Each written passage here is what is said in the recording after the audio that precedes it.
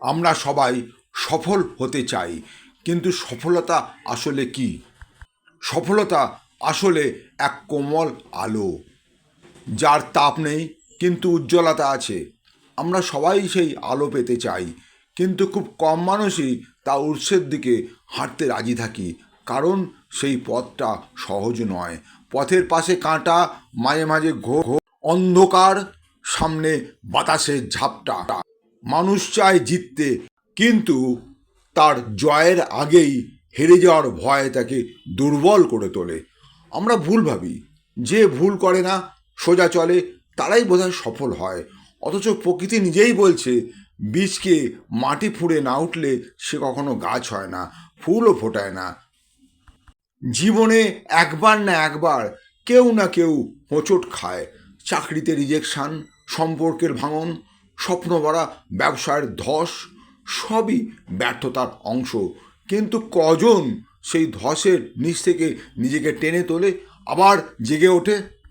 যে মানুষ হেরে গিয়েও আবার উঠে দাঁড়ায়, ব্যর্থতার গ্লানি পেরিয়ে হাসে, সেই মানুষকে ইতিহাস মনে রাখে।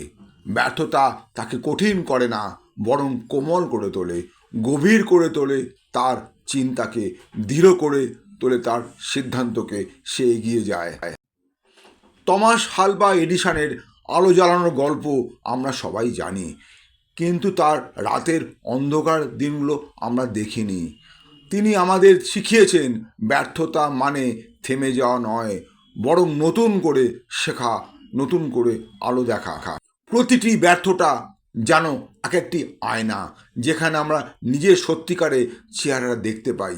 এই আয়নায় নিজেকে চিনতে পারলে তবেই শুরু হয় সাফল্যের জন্য সত্যিকারের যাত্রা। তাই আজ যদি হেরে যান, ভয় পাবেন না। নিজেকে বলুন, এই হেরে যাওয়া হয়তো আমার জয়ের পথে সবচেয়ে প্রয়োজন অধ্যায় ছিল। আবার নতুন করে শুরু করুন, কারণ যে ব্যর্থতা গ্রহণ করতে জানে, সেই একদিন আলোয় দাঁড়ায়, যেটা দেখে চোখে লাগে অন্যদের। আর নিজের মধ্যে যে আলো জ্বালাতে পারে, তার সামনে পৃথিবীর সমস্ত অন্ধকার আলোয় পরিণত হয়।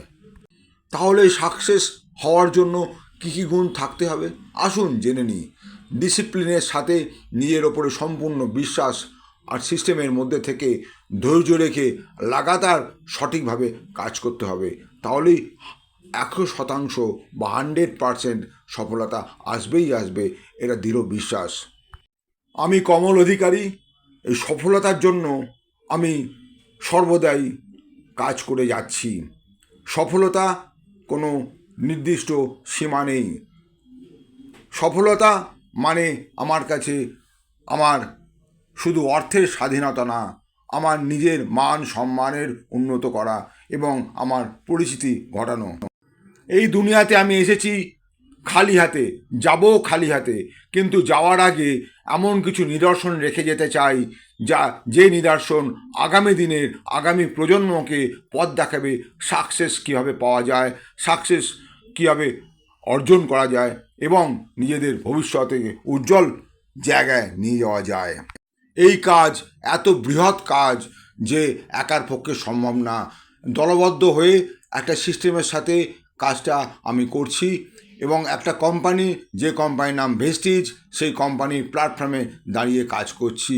অনেক মানুষ চাইছেন তাদের একটা ভালো রোজগার আসুক, তারা সুস্থ থাকুক, যেন আগামী দিনে কোনো অসুস্থতার মধ্যে না পড়েন, এবং সাধারণ মানুষের আর্থিক সমস্যার সমাধান হয়। সেই কাজের মধ্যেই আমি নিজেকে মনোনিবেশ করেছি এবং নিজেকে সমর্পণ করেছি। তাই বলি বন্ধু, আপনারাও আসুন আমার সাথে এই একই কাজে যোগদান করে এই সুন্দর কাজের মধ্যে এসে সুন্দর ভবিষ্যৎ আগামী দিনের জন্য গড়ে তুলি আমরা সকলে একসাথে। Thank you very much. Wish you well. गर्व से बोलो हम हैं वेस्टिज। আর এই ভিডিও যদি আপনার ভালো লাগে, তাহলে অনেক অনেক শেয়ার করুন। আর আপনি যদি নতুন হন, তাহলে অবশ্যই সাবস্ক্রাইব করে রাখুন। যখনই নতুন ভিডিও আমি আপলোড করব, আপনার কাছে সবার আগে পৌঁছে যাবে। Thank you very much. Wish you wealth. ভালো থাকবেন।